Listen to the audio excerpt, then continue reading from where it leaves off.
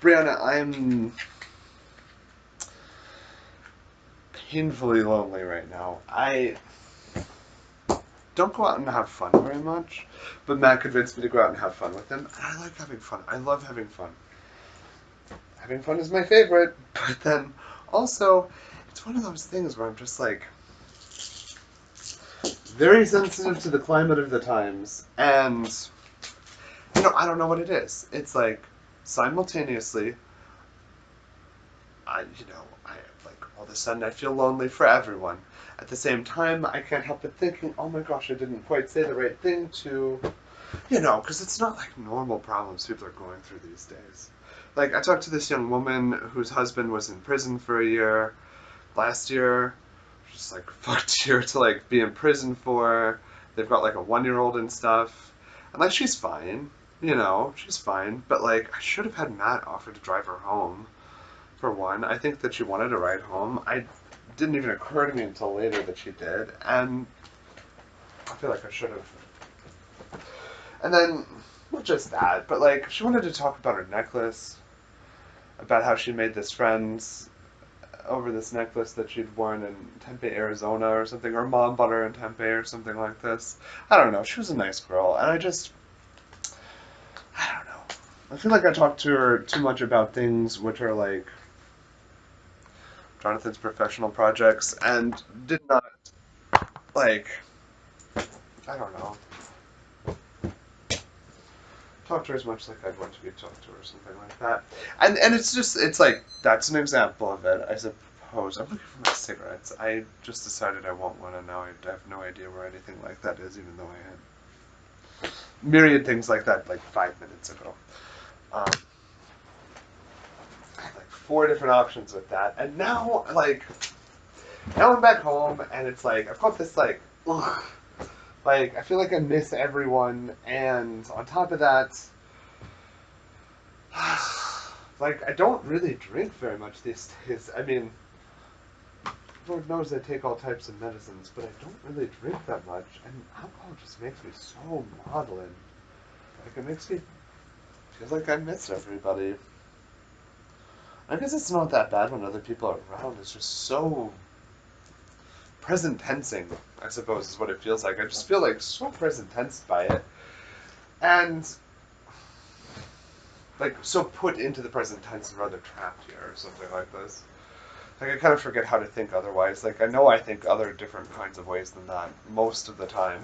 Like most of the time, like a different part of me is in the present tense, and a different part of me is in the past tense and the future tense, or like a different part of me is dreaming.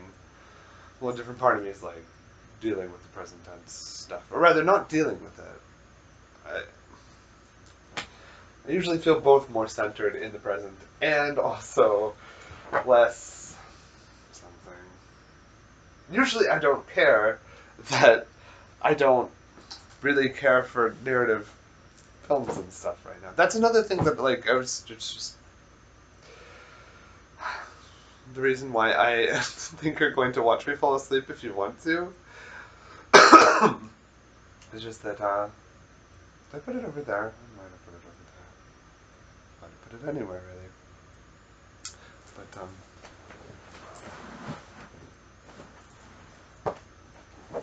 But I wanted to tell you why. Because I furiously look for nicotine. I wanted to tell you why it is that I haven't really cared for narrative things lately, and I like the ones that are like strictly, purely metaphor, and all of the characters talk like they're artistic.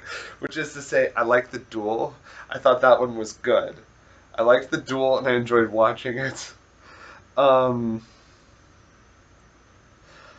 oh boy, it's just the idea of like anything even slightly maudlin and it works. Ugh. Just makes me so sad. I can't even look at the picture on the Apple television screen for like. I'll show you. 1 second.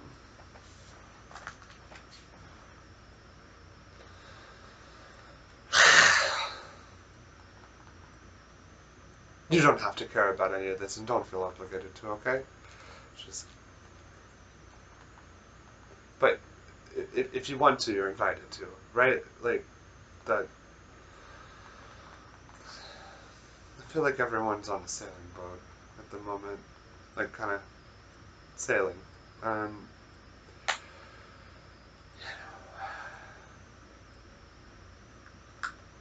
I'm going to show you something very stupid.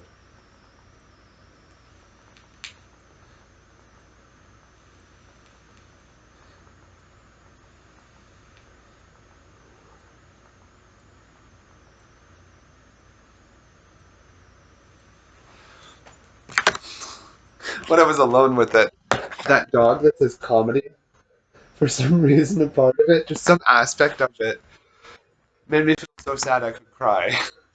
And not in the sense of like emotional dysregulation, I cannot help myself, which in a lot of respects, I feel like this country needs to get the motherfucker over. Like, I'm an adult. I know. I mean, not merely I know that I can hold my feelings in or modulate my feelings to different circumstances, but like more than that, even like I can handle all kinds of motherfucking stuff. And it's a deliberate choice to let myself be sensitive, and I'd like to let myself be sensitive sometimes. And I don't know. I mean, I don't want to sound, last thing I want to sound is disrespectful about this. But like, I don't want to let myself be too, I don't know. I know that you understand the insensitivity of like working in the arts, I suppose, and the odd ways with that, which I mean, I've been thinking about all the things. One of the things I've put a lot of thought into is the fact that in order to like either embody or describe or just like capture the ephemeral this and that of something. I mean, you've got to like sort of let it be inside of you, like all of it, like the whole thing be like. I don't know how to say it. It's like second order of experience in a way that like involves being a bit weird. I guess. I mean, the very base of it, it just involves being a bit weird.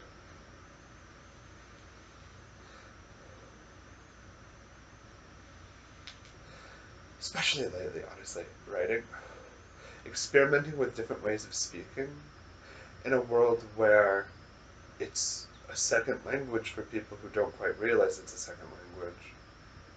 Or rather, don't quite realize that the rules of it are different than speaking much. Or that they could be, or that they're different, just flow in and flow out with way different.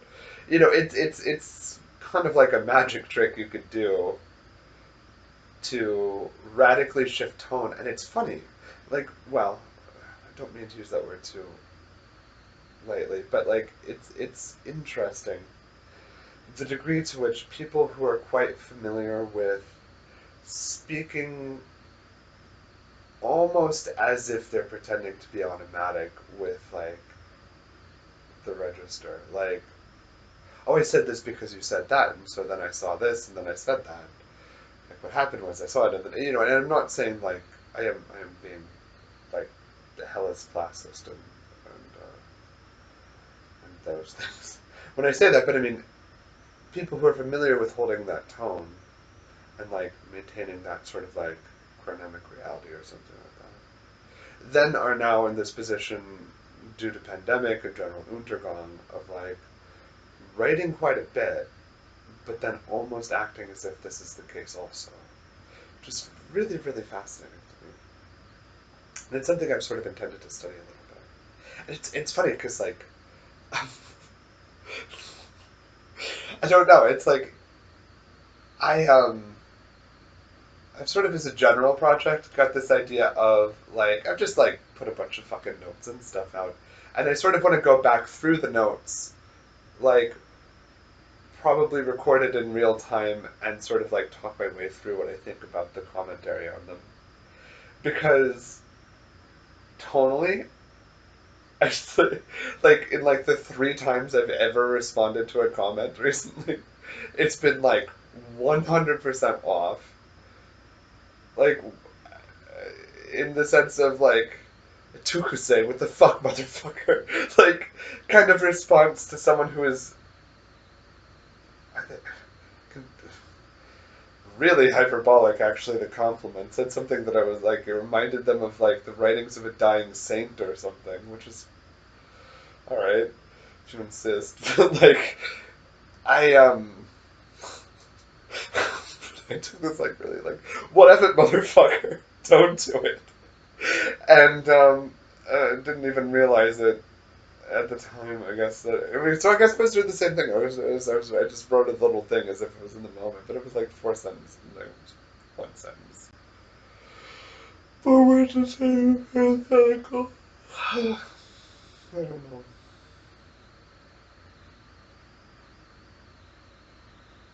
I'm very brave and strong.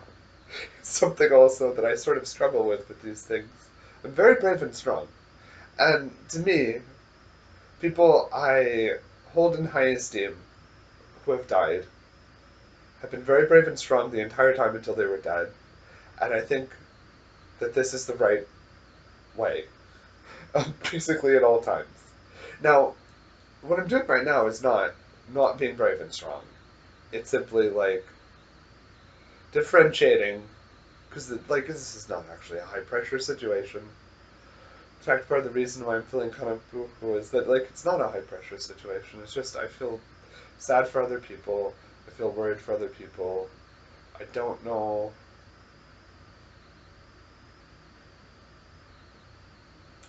There's just a lot of unknown unknowns, and there are a lot of like fairly large issues that I worry about quite a lot. I mean, I worry in a substantial way. You've noticed, no doubt, like the way that like American life is like winnowed down to like formal stuff, right? Like people who have like formal like institutional work to be doing, that's become like a gigantic part of their life, which is also a very separate part of their life. I worry what will happen to them if that goes away, in like a Soviet way, right? Like if that institutional stuff just like, and I'm not talking about the money. I'm not talking about like the rewards of it. I'm not talking about like the financial or like food stability. That stuff I'm actually much less worried about in brass tacks of things than I am like existentially. What of kind of treadmill culture? If the treadmill stops and people haven't like built or had an opportunity to build like a stable grounds for themselves. And I don't know specifically who I worry about so much. I mean, it's like one of those things where, but I do worry though. Um, People. I worry about my mom, but I know that she's not the sort of person who would fall victim to that. I worry about my dad, but I also know that my dad's not the sort of person to fall victim to that. I worry about my sister and Anand especially, but she's my little sister and Anand is my little brother, so I don't have to, not really. I mean, I have to be the older brother, that's my job. Um, Same with Matt, I have to be the older brother, that's my job. And Natalie, I told Natalie I'd be like an older brother. Insofar as in forever she needs one, and I think that she likes that, so. Her sister passed away, I think I mentioned that. And, I don't know.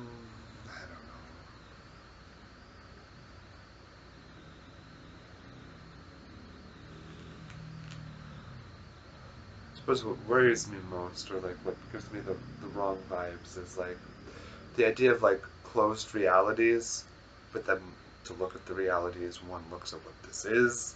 This is not a reality that I've ever participated in. This is not a reality I've ever had a like a stake in. This is not even something I've ever liked. And for the most part, these realities have turned out to be a lot more rotten than they've come across in other contexts. All these stupid fucking resumes. Brianna, I think you'd be really a very good person to work at almost anywhere. Because you're sensitive and you've got a sense of aesthetics and you're creative in the sense that you understand what that constitutes and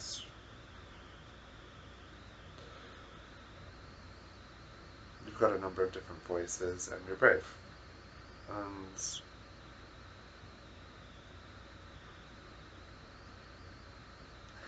I'm concerned about how much those sorts of things, resumes, are going to hang over people, even if things go. I mean, things have gone haywire. Things have gone really motherfucking haywire, and nevertheless, there's this show which I've sort of started to like. Really, my sort of general rule for video essayists on like YouTube and things. I think that there are a number of really interesting video essayists. I think that the video essayists who are most interesting and even non-subjects that I'm not especially interested in, but I'm like curious what sort of like the establishmentarian perspective is per se, like the intelligent establishmentarian perspective, is that mostly video essays for women as opposed to for men. I don't think that fellas are never very healthy. I know these people. I grew up with these people. I grew up like the gender segregation of America has many the wicked face. And one of them is this like, oh my god, American dudes are just so fucking arrogantly ignorant. So and like cruel so often and two-faced so often. It just really I don't like it. And I know that it's a little bit better. I know that it's better in the younger generations than it was in my generation. And I know some guys that are good. I know some guys that are good. But even some of the guys that are good, I don't trust them past a certain point. Which is to say, I don't trust them to understand common logic and sense past a certain point because they're so used to everyone being two-faced and duplicitous and wicked that, I don't know. I mean, herein where kind of like authoritarian practices of just like motherfucker I'm in charge have always worked out for me with those particular persons that I think are both good and also I wouldn't let them drive past a point in certain sorts of circumstances, I suppose.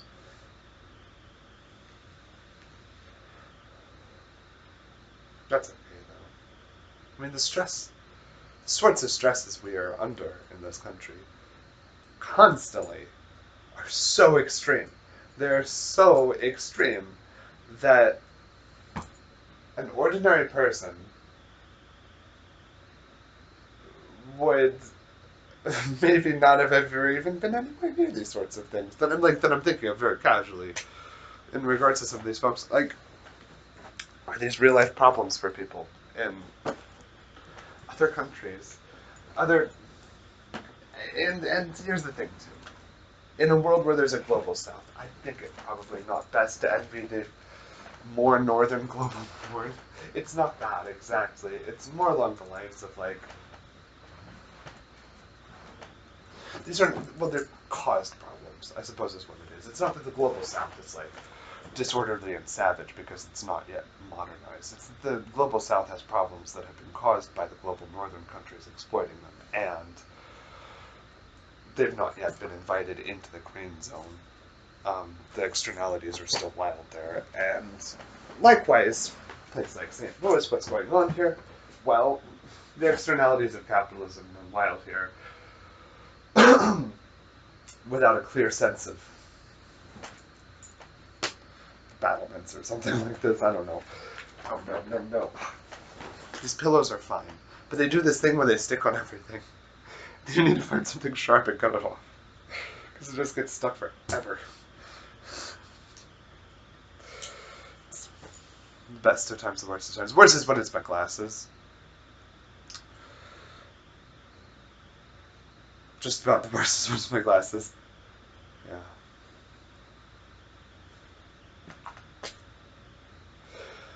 Oh, brother. I do feel better.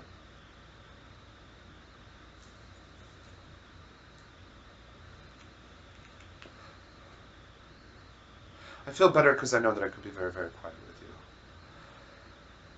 you. And if you would like to imagine me very, very quiet with you, I absolutely could do that. Absolutely, I could do that. I could be quiet for days. I am quiet for days. It's like a funny paradox about like doing the sorts of work that I do is that you're working in words, and a lot of times that has nothing to do with something like language even. You're just kind of like thinking about something like orbiting something over and over and over and over and over again.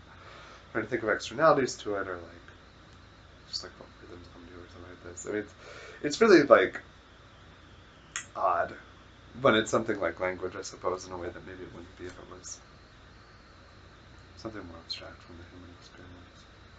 It's like consciousness you're doing this with. I don't know.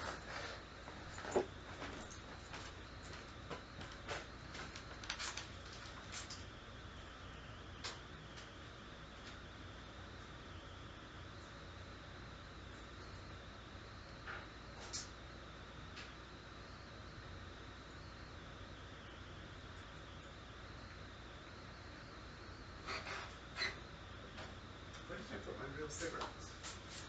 For fuck's sake. I had them when I got home. I don't know where I put them. Look, also, I expect that this is going to embarrass me.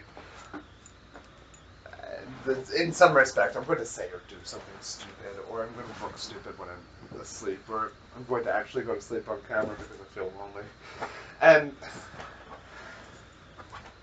even insofar as that's the case, I'm just going to send it to you, even though it's embarrassing. All right? Because I want to, and you've got a right to see it because I want to. I think you have a right to see anything that anyone wants to show you.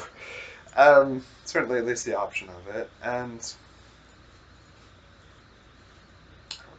I like that I have an affection for you. I like that I respect you without no limits to that. I like that I think that you're beautiful.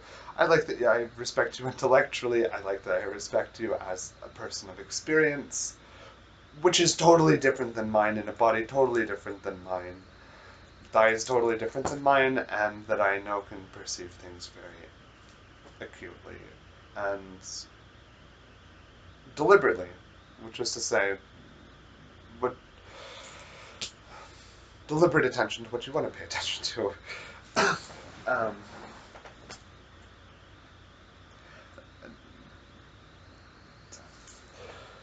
um, that might be an example, actually, of what I was just talking about. Oh, effing death. How did I do that? Oh, no, exactly how I did it. I was going to smoke any more cigarettes, but I tried to go to sleep and I couldn't go to sleep. And then I was watching this Me and Mulder video, which I was just listening to this Me and Mulder video, and it was very interesting. It's funny, like, just droning on about revolutionary France and Sweden stuff, which I always think when she talks about me and Mulder's a video essayist, a trans woman from Western Gotland. What's the word for it, though? I don't know.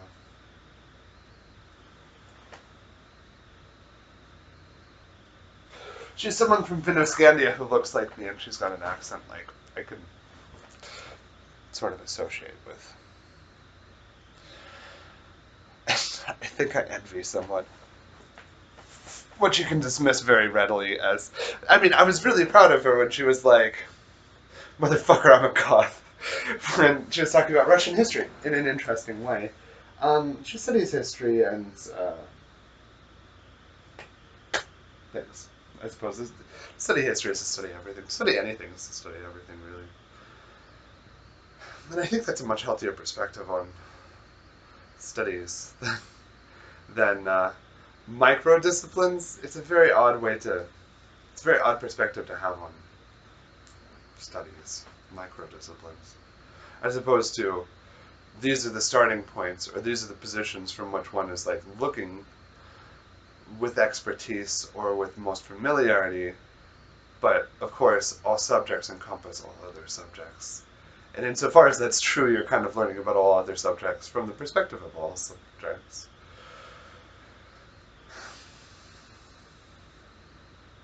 I mean, it's very obvious.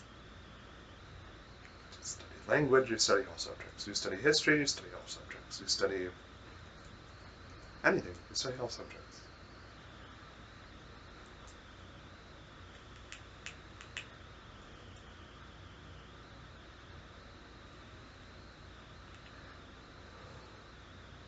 Do I even want a cigarette? That is the question.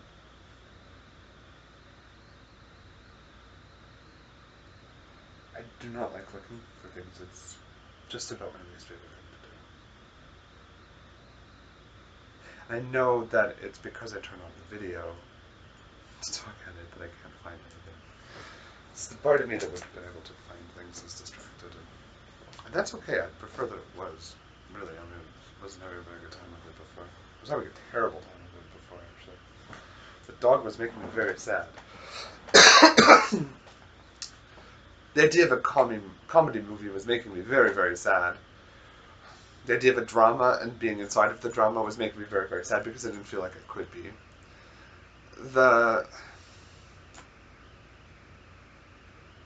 I don't really watch scripted television very much or anything like this.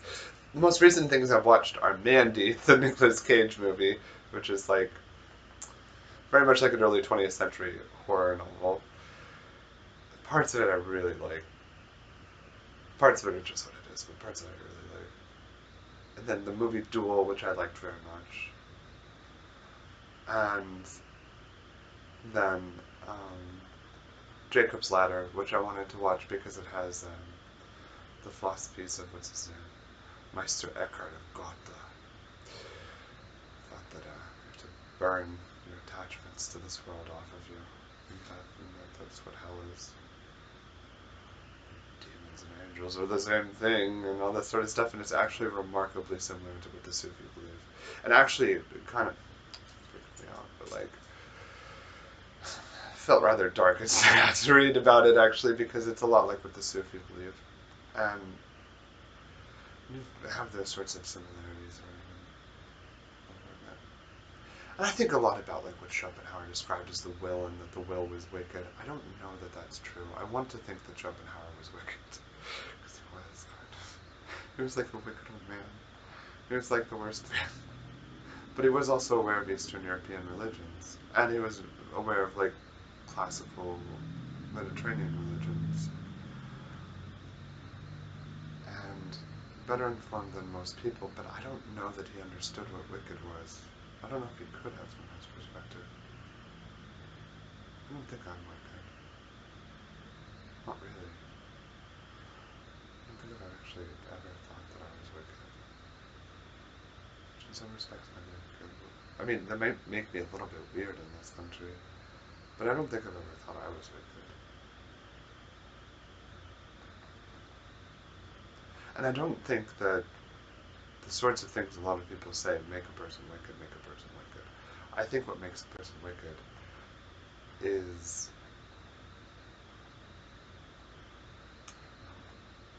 how does one describe that outside of aesthetics?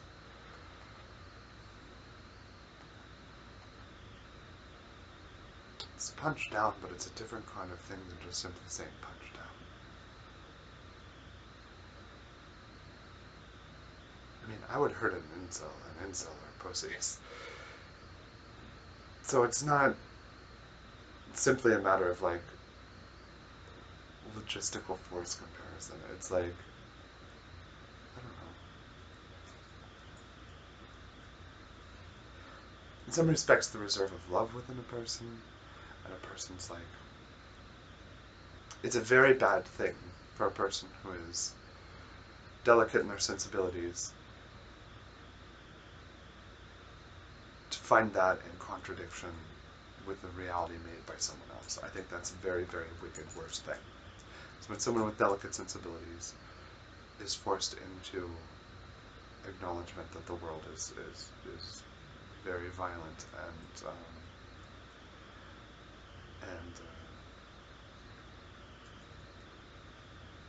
forced into an acknowledgement through experience, I suppose. Like, I think it's very, very bad when delicate persons are harmed like that. And harmed like that includes like, oh my god, I'm actually in trouble if I don't like get the right money. And like, I mean, I think that that kind of like instantiation of like real, I think that's what's so good. It's hard to explain, but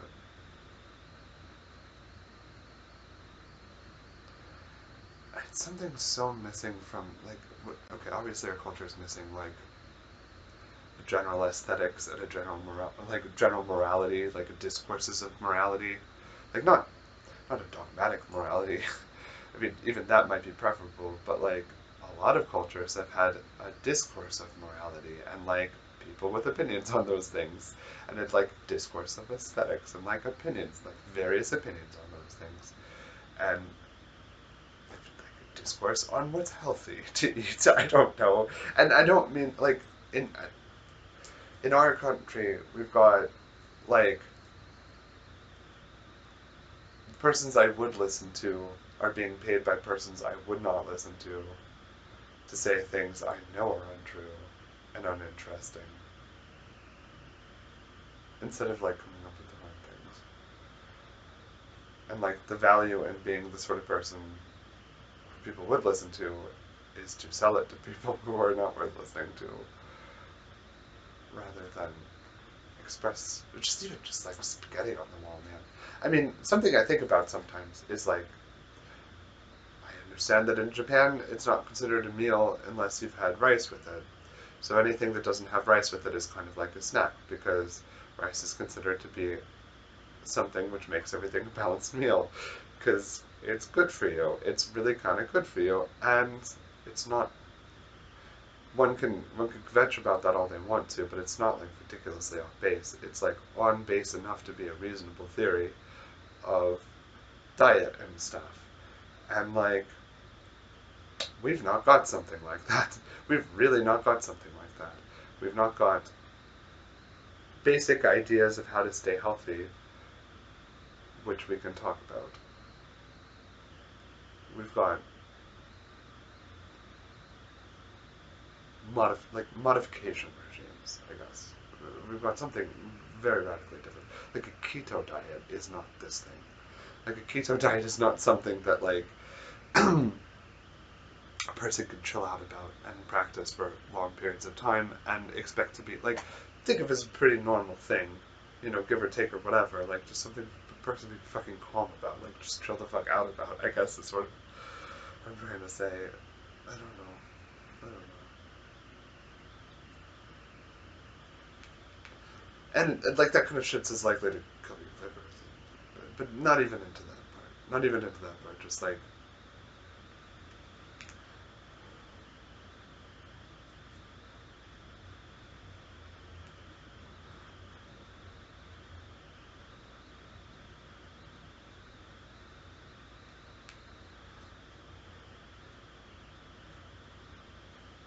sometimes I just feel like we're so monstrous as a people.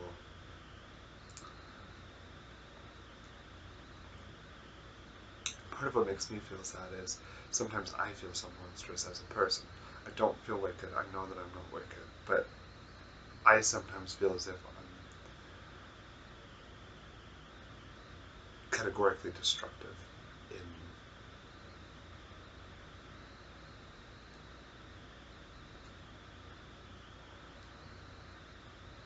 I understand why it's rude in this country to speak as if you're like well-read or intelligent, I guess. Intelligent, but like well-read on things, like have lots of thoughts about things. Like I understand absolutely the reason why people don't do that about a lot of subjects. And the reason why people don't do that about a lot of subjects is because it's kind of like this cooperative, like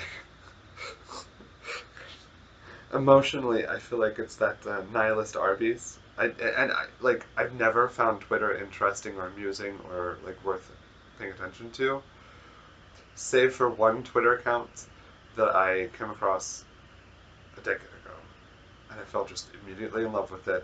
I thought it was perfect exactly how it was. I memorized some of them. What was it? wallow in filth, follow the herd, march proudly to the killing floor and escape into the black. Arby's, be the pig. It's nihilist Arby's, it's fucking brilliant. The gin's almost gone. The meth bowl is empty. Hush now, eat your Arby's. The dark will come soon. That's just it's a made up one, but like, there's this one where there's like, someone's like finishing a bottle of, like a last bottle of gin or something with an eyesight of like a young mother and her children. And she's like in the Arby's, and she's like, hush now. Just eat your Arby's. Just ignore it. That feeling. Oh boy. And then like the resume posted. And it was just turning tricks at Arby's, social media manager of Arby's. I don't know, it was just really fun. I like the juxtapositions were like that juxtaposition of which we find comedic, har har, but it was so artful and so earnest in its discomforting details that it was very good. It was very good. And certain details, even like of the more common variety, the fact that it's gin specifically, that is in fact a very sickening alcoholic drink. I've had plenty of gin. I've had plenty of gin mixed with all kinds of things. I've probably had meth in gin before. I don't think I'm kidding. But nevertheless, what I'm saying is that it's very particular in its discomfort. It's very well done. It's a very artful portrait.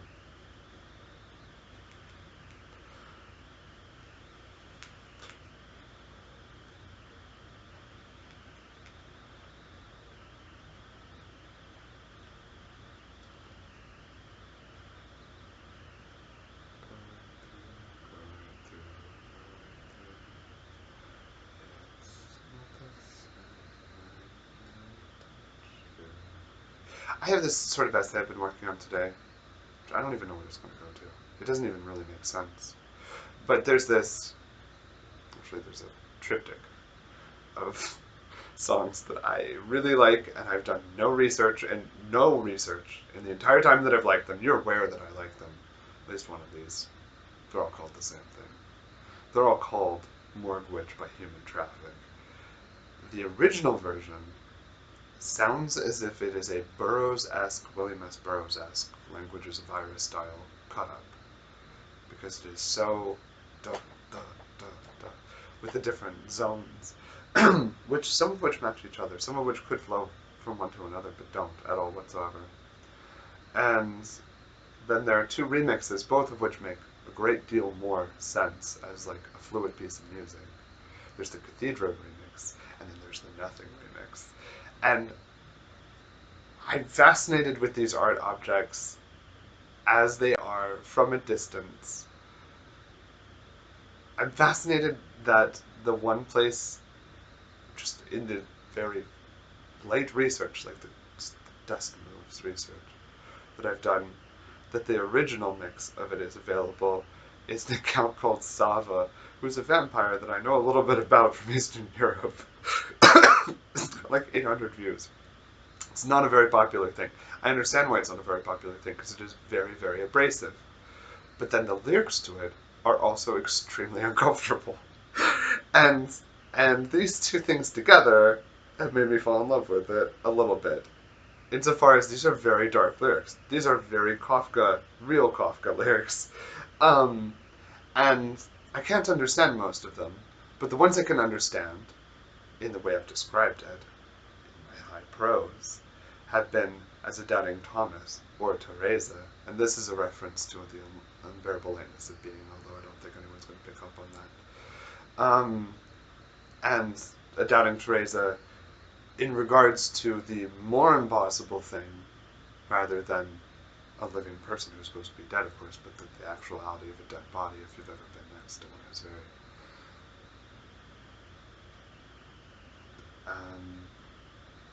at paradox with the way that we commonly understand the world. Let's put it that way. And something that I interpret the lyrics to be, although they're very difficult to hear, where she's saying, I think I wrote them down in here. Oh, if this is the right one. My mom got me these notebooks. She's like, you like Akio prints. So she got me a bunch of Akio printed notebooks. She's like, this one's the wave, everyone knows the wave. And then, but my mama was very clear to say, oh, but there's this other word. There's ones with like other saints and stuff too. Anyway, it's in one of the other ones.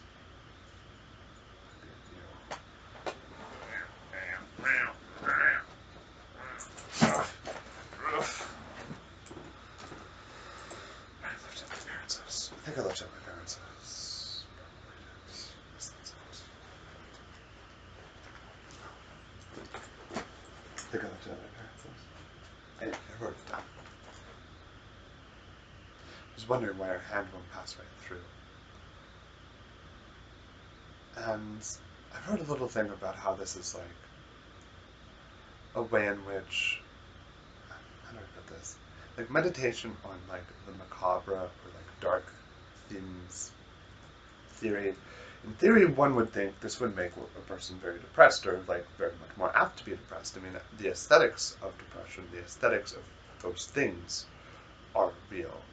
And I think that there's a very real potentiality in, I mean, like, I know a lot about mourning cults and the Red Death epidemic and these sorts of things. That was a real social contagion. However, it was a real medical contagion, mostly, insofar as it was the patriarchal medical establishment saying bed rest will cure these things, when bed rest inside of drafty places and laying down all the time was what caused them.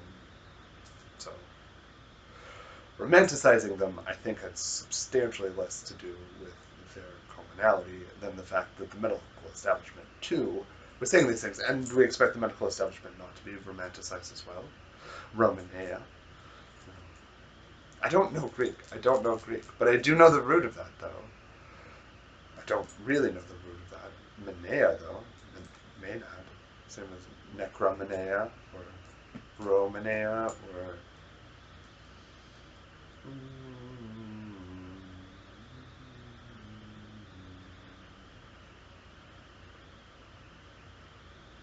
Aristomanea, I think in Jonathan's constructed language, he doesn't speak, would mean the higher things which, sort of. Which, there wasn't a word which, but I like how dark witch is, though.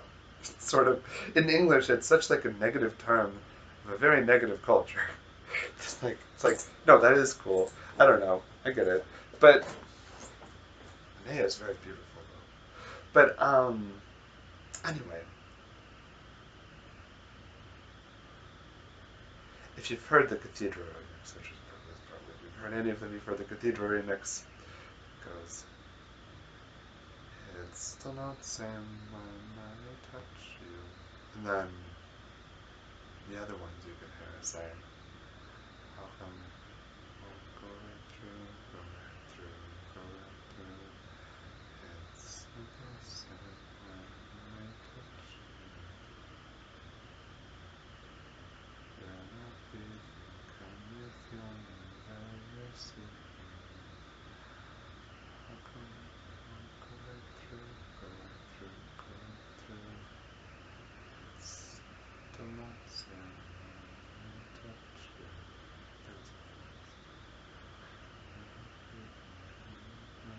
you feel me where you're sleeping? Go right through, go right through, go right through. It's still not the same when I touch you. But then it also goes the other way around too. You're not breathing, can you feel me where you're sleeping? It's still not the same when I touch you. How come I won't go right through? But if you sort of like explore it on a second order, it's a really empathetic portrait of a person and an experience. And I like that the interplay of these very sort of simple conceptual bricks, which are the only things that I know about it, both empower the perspectivity like enormously in a way that's like dark and violent beyond normal realms, and then also empathize with um, the kind of stunned curiosity that we often have in these circumstances, which I've come to think of as less the stunned curiosity than like the natural way that we sort of revert to first order awareness in certain circumstances, and then that first order awareness of very basic establishment of terms. To establish those terms as like, as opposed to a reified object, which is like an ersatz that we don't even take for substitution, that we don't even understand to have been a substitution, to go back underneath that and don't even fuck with the discussion of whether or not to take it down, just put another one there. Something like this. I appreciate you listening to me if you have been listening to me. I really do. I'll let you be the judge of whether or not a whole lot of people would be an equally suitable person to talk to this way, but personally, I don't think so. No one went through remote control. The American wants the remote control. No.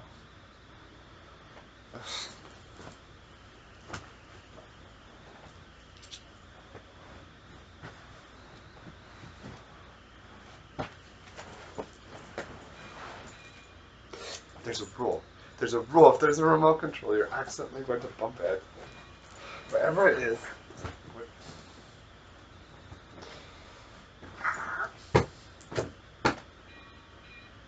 How? Is it there?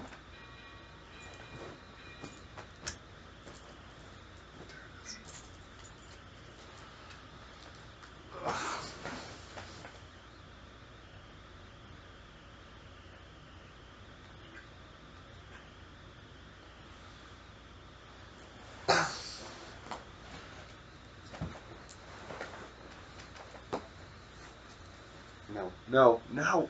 Oh, the stupid pillows. It's very robust fabric. The strings won't break. No matter how much you tug on them, the strings won't break. And they won't, like, untie the pillows either. I mean, the pillows will stay fine. It's just they won't break.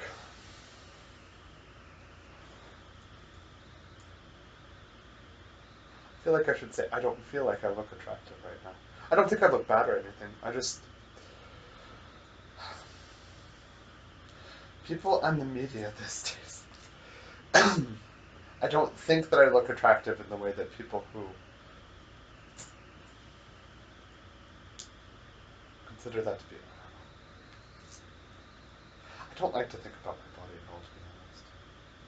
Or, I like to think about my body from the inside out rather from the outside in, I suppose. I don't... Yeah, that's more like what it is. I do like to think about my body or something, or I like to think that it's my body. I just don't like to think about it as like visual object I occupy. I like to think about it more as like I don't know, an experience of the world or something like that. I don't want to sound. I don't want to. Some things are just obvious. The sky is blue. A comes before B. The IRS intentionally created a cumbersome system for paying federal taxes on behalf of corporate lobbyists. 1 plus 1 equals 2. Except that last one might not be as obvious as it seems. You see, that equation has a proof, and that proof takes up 360 pages of this book, the Principia Mathematica. Now, before we get into the proof itself, there's one big question we have to answer. Why? Like, why did someone spend all this time proving that 1 plus 1 equals 2? Why did it take more than 300 pages? And why are you watching a video about this? Bertrand Russell and his best buddy who wrote... Oh, my mom really likes him. Oh, what is it? The Joy of Learning? No, it's called Adventures and Ideas. Alfred White Northhead. North Head White? Alfred White North Head. North Head. Alfred White North Head.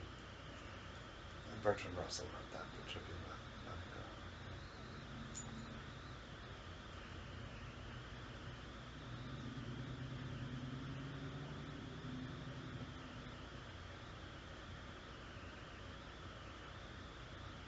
Alfred North Whitehead? Yeah. If I read through, it's still not saying when I touch you. How could you go through for you? It's still not saying when I touch you. I mean, the initial version is so rough. Again, it comes across as being like a Burroughs type project of like a cut or something. Holy gosh. Golly gosh, gosh, gosh. Is there a new Yanis Varoufakis video? I like Yanis Varoufakis. And I suppose part of the reason I feel lonely and that it's related to like, I don't want to watch scripted cinema, is that I wouldn't have that opinion if it were with someone else. It's like a social game or something. But then would I want to, I wouldn't want to fake that it was a social game or something.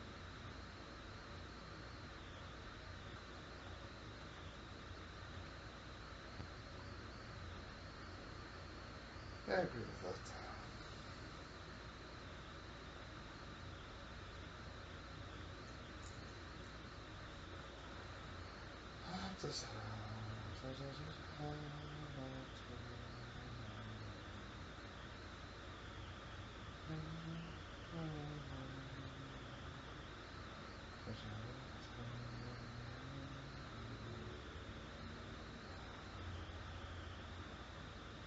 I think there was an interesting Subways as a video I haven't seen.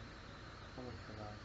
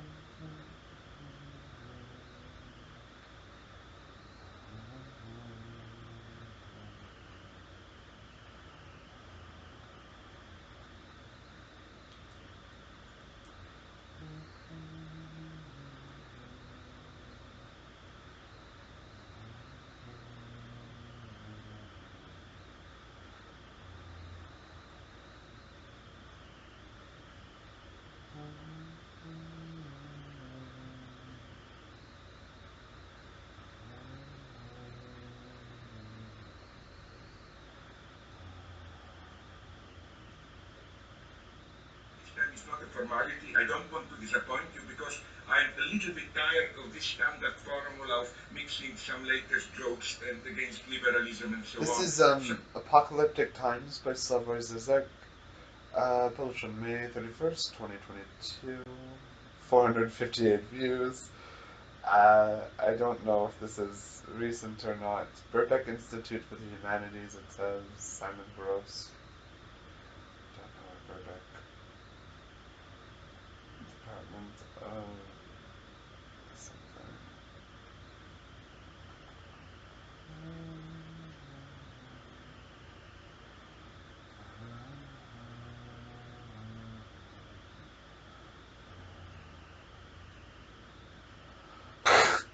Zizek's Disorder Under Heaven, Day 1. Was Antigone a man? I've not got into his whole Antigone bullshit. I know that it's like on one order bullshit, on the other order, it's bullshit like I get into all the goddamn time. I know that he's found something interesting about Antigone. Antigone, as I understand it, was put to death because she buried her brother, who was a criminal. Now, I'm very much of the opinion that crimes, even very serious ones, are a concept exterior to the people very closest to us, insofar as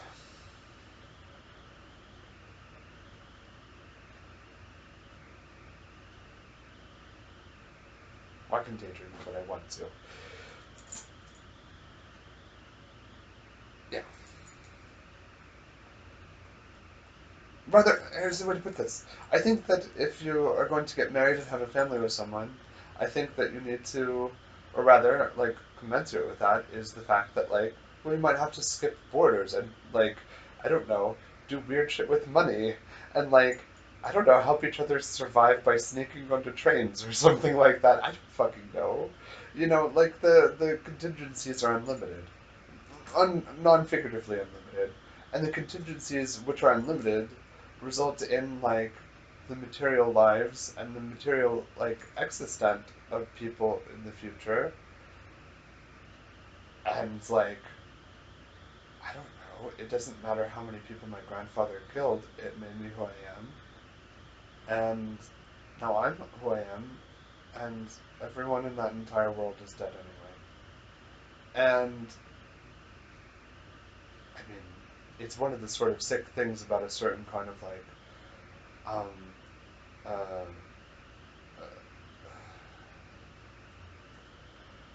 I don't know, mathematical sort of morality is that, well, you've got one. You've got one.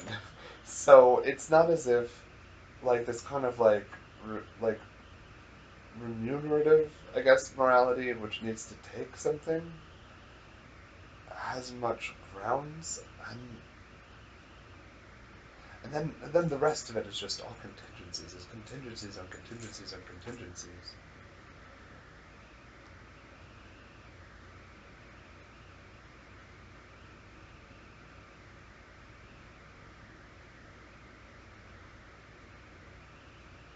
I mean, I can think of some sort of horrific hypotheticals based on recent events, but like,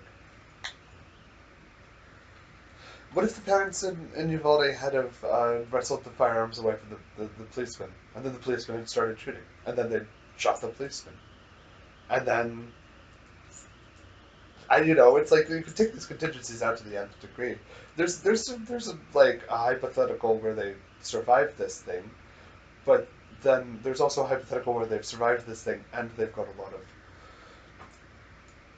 of a certain kind of Christian guilt on their hands. But I don't think that they would.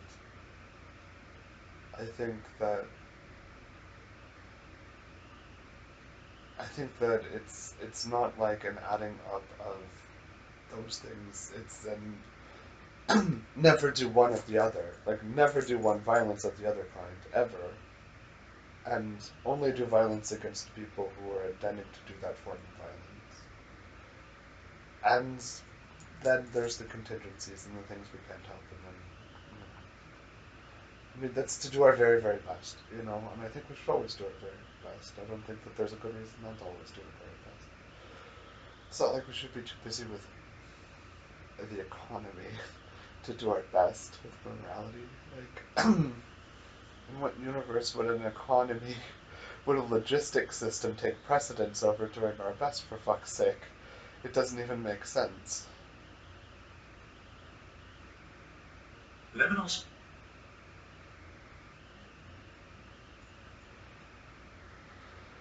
Oh, I want to listen to a slow music thing.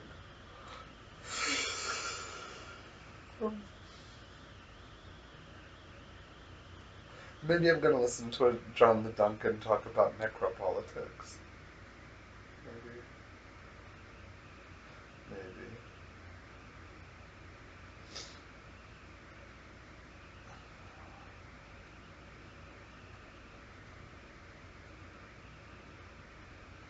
What news is it? It's not a man I agree with necessarily, but at least he thinks about things like it's serious real life. It makes me feel comfortable. Because I feel like there's just this like one old ass man that gives a fuck. This whole goddamn world. He gives a fuck and he talks like he gives a fuck like this is real life. Ah, yes, what is freedom today? This might be the one I thought was interesting just for the idea of it.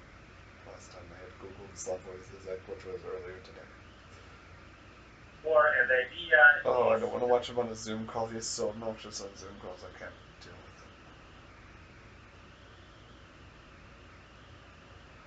Ah, Slavoj Zizek, I hate life. Slavoj Zizek, you are big.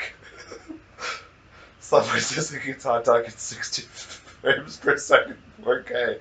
Oh god. But he still gives a fuck, though. He still gives a fuck. He likes Hegel. I fucking hate Hegel. Or maybe not hate. I don't hate people who hate. I don't hate people who like Hegel, but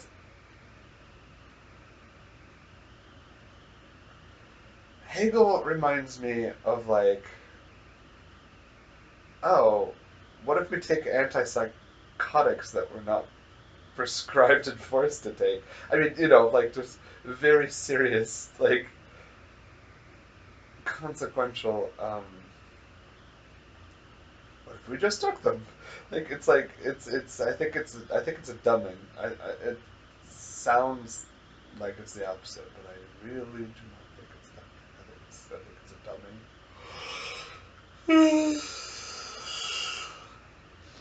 Livica? I don't know.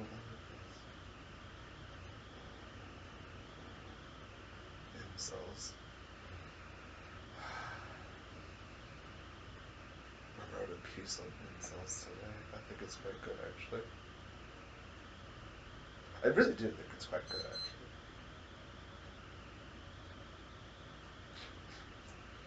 And I actually do intend to read it out loud, including whatever the commentary was, but I'm going to give it a couple of days.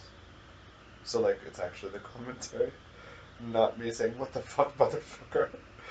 What the fuck are you? Uh,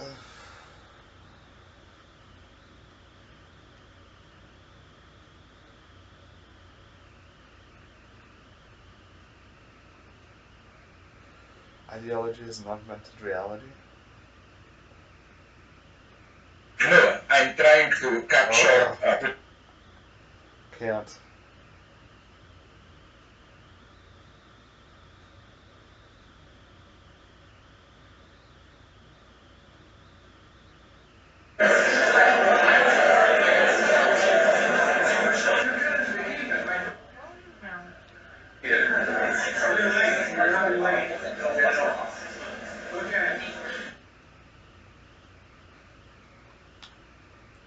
Philosophy, from Aristotle to Heidegger, from Lacan to Levinas, should be deconstructed.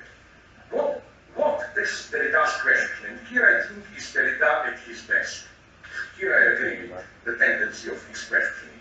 What, for example... So is it the animal doesn't exist? I'm at 4 minutes and 12 seconds right now. The animal does not exist. Or the animal doesn't exist. Slavoj Zizek, the animal the animal doesn't exist. Ippolit Belinsky, 13K views, published on April 16th, 2017. What does it say about this? Does it say things about this?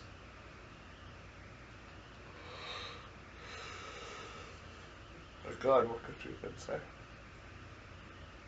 How would I even find out? I don't know how this YouTube works. Really I don't know how legitimizes YouTube us to works. I say that don't know only how. humans speak while animals only emit sounds.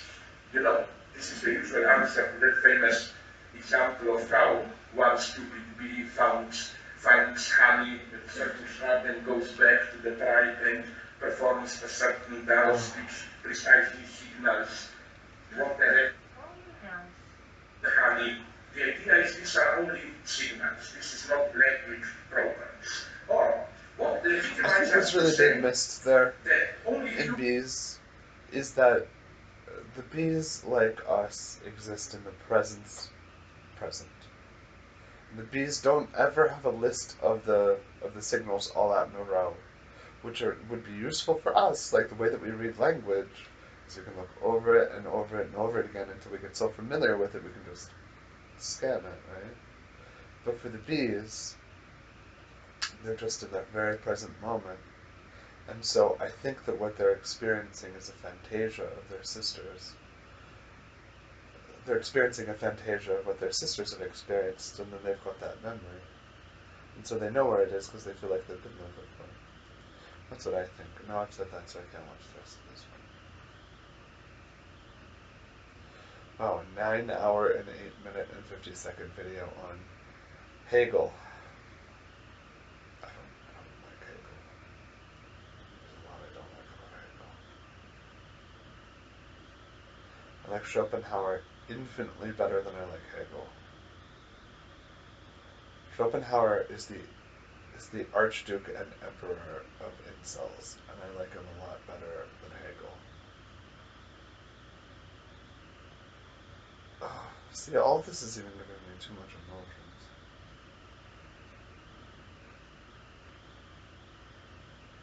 Not too much in the sense of like I prefer not to, but too much in the sense that I can feel like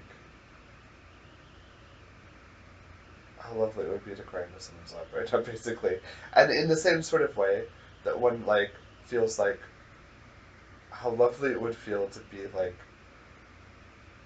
loved by another person, very absent from that, and so like not like I don't know, not like horny or whatever, but like just absent from that, and so it's like a saudade as opposed to like a desire.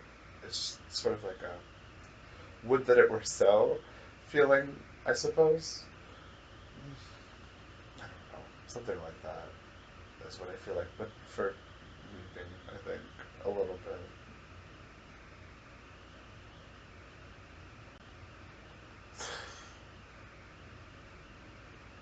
LSD, the need to censor our dreams, 150,000 views. I'm sure I've seen this one before. 2014, I'm certainly seen this one before. I've seen this one before. First of all, welcome to you all. What a fantastically full room we have, and I think we also have an overflow room tonight. I'm Phyllis, and I'll be chairing tonight, and I will introduce Professor Zizek in just a moment. I'd like to just say a little bit about the IPA, which is hosting this event tonight. And I can't see Colin, who I'd like to introduce. There we have Colin. This goes to the front. The Institute of Public Affairs is a sort of a relaunched part of the LSC with Colin. Okay, Slavoj Zizek on Melancholy. 2012 European Graduate School. Slavoj Zizek period on Melancholy period 2012. European Graduate School lectures, video lectures. European Graduate School video lectures, 92K 1,000 views. Published November 19th, 2012. Slavoj Zizek on Melancholy. Severe digital decay. It's very weird. It's very interesting. Are you, if I keep it elementary, of course, is Quite this lovely, actually. okay with you?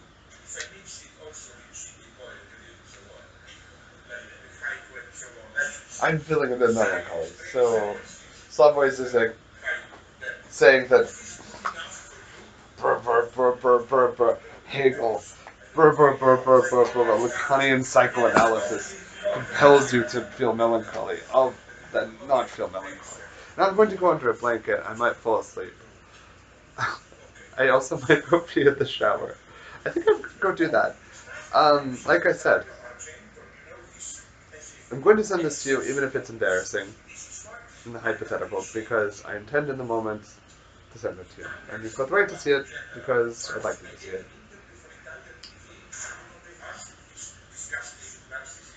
Obviously. You know, it's one of those things where it's like, at the same time, the most rude thing a person could say almost is that I'm not desirous of your company, even so much as like, it'd be very nice to have your company. I think. I think. Unless not like me to like your company. I mean, which you are fully within your capability, I'm sure. Just abusing me of this notion. If you wanted to. Also. But this is not. Those bombastic but slightly ridiculous historical drama It's just so like frustrating to live in this Hercules, fucking country with all these fucking people Meditations on speaking the same Hermes. fucking language, And what I who want have to such a say different is fucking absolutely these series got notion of like some of them so were many so brilliant. basic things Because that the for the language Norwegian for it. commercial movies, And the more I think this about it, miracle often like happened each time I think about it, really is what it is. Each time I think about it, it's like seconds no, no, no. after Like when I was like from 17, our I was stories. right to feel like this language was insufficient. I didn't have a word for Because, incels for back example, then, but I was surrounded by perhaps there are incels. countries I with mean, really, perhaps seriously, rare movies that that was the truth. can be very, You know, very big likewise, every and time I've ever thought to myself, this language is insufficient, so we this language feels celebrate like it's rude when it's not something rude I'm trying to say, so that can't possibly be the right way to say profoundly it. far bene l'amore. It's to make love well.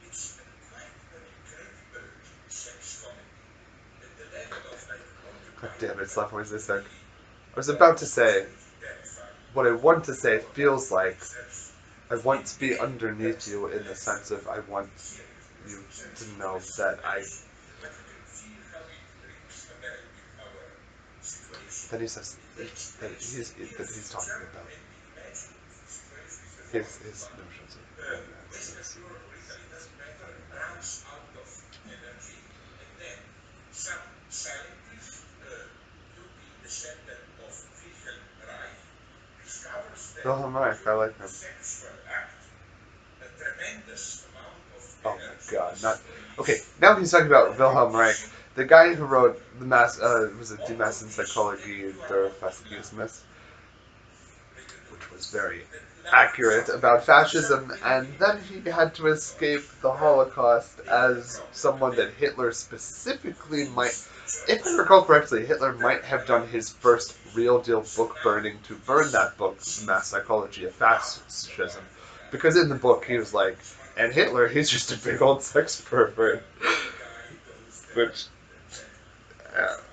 but, anyway, afterwards, then he had like really bad PTSD and he had a lot of crazy theories, which I don't give a fuck which ones were totally crazy, which ones were him trying to survive as an old ass man inside of a capitalist country, and which ones were like him just like being like off his fucking rocker because he'd had a hard life. are obliged, I think, It's to not my damn listen business. to me. Like imagine here some I don't know 20, 30 Jotas. They I are thought you were talking about like happy, melancholy, of course, motherfucker. to make love, but it's done, in this serial industrial way. There is a controller there, a kind of a Stalinist, who says, shouts, you second table to the left Oh, there. I've heard you talk about What this information before. good for Hollywood God, you've loved this story. sorry? I thought this was a newer story than it turns out to be. You 2012, you're much telling this faster. story. What kind of cell phone did you have in 2012? And I think that there Because is he talks about that. He there talks about his is a cell phone. truth in it, He talks almost. about masturbating In the with cell sense that phones. this is how now you will say this is crazy.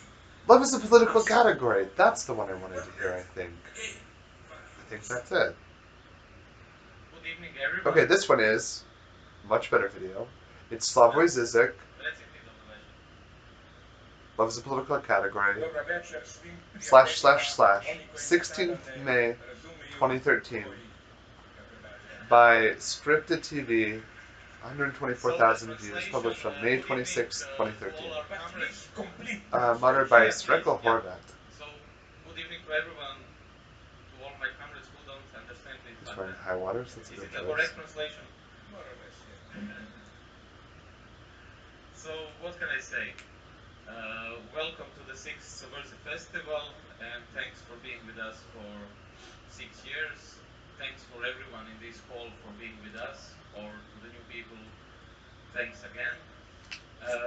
There's no need to present Slavo into detail, but I should mention that just two books were published during his visit to Croatia again. The first one is published by Meander, it's Gledanje iz Kosa, and the second one is The Year of Dreaming Dangerously, published by Fraktura. Uh, but the topic of today's lecture is, I think, for all of you much more interesting. It's called Love as a Political Category. I remember when I was trying to convince Slavo in Ljubljana to take this topic, he was first, no, no, no, what can I say about love? I'd like to And see then in the Ljubljana end, sometime. I got a mail a few weeks later and he said, okay, I will do this lecture. So, Ow. let's see.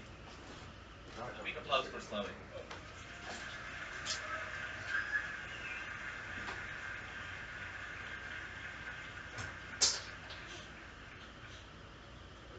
I hope you will not be disappointed because this time I will not do with any political interventions. It will really be about the concept of love. How can it be used politically? First, a quote.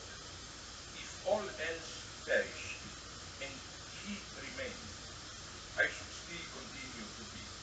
And if all else remained and he were annihilated, the universe would turn to a mighty stranger. I should not see a part of it. End of quote. This is how, in Emily Bronte's Wuthering Heights, Katie characterizes her relation to Hitler I know I'm a and savage. provides a succinct definition of the Wrong one. unconditional erotic love.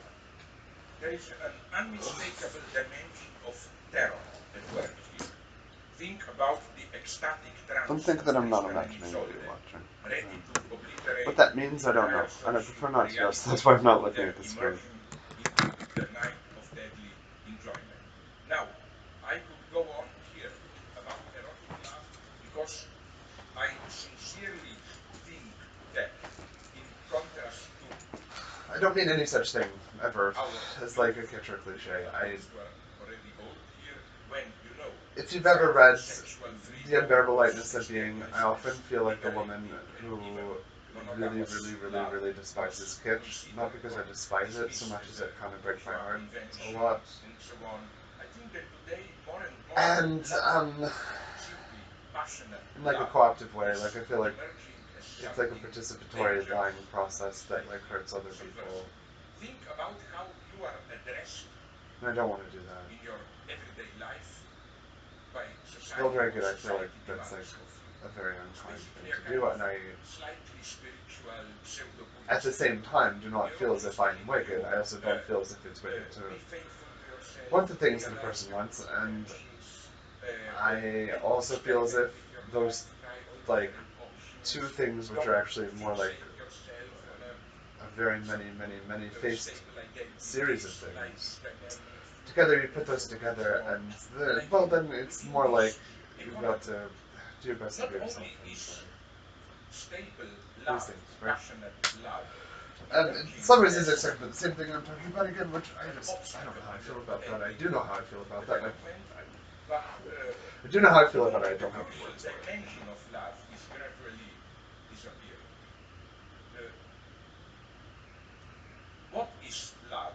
As Alain Badiou, our good friend, who wasn't able to come here, put it in his wonderful book In Praise of Love, there is always something traumatic, extremely violent in love. Love is a permanent emergency state. You fall in love.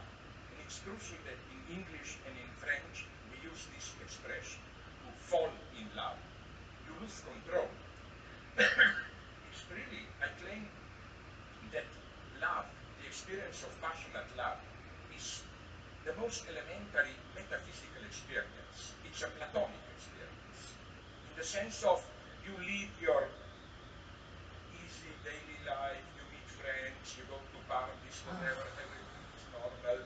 You know Maybe what? here No, and I'm there going a to send this fight, to you but now because I want to nothing send this to you dramatic. when it's still dark outside. A. And B. then passionate Also, I love, would much rather everything is have good. been embarrassed about having The sent it entire already than balance not. of life is lost. Apologies. Everything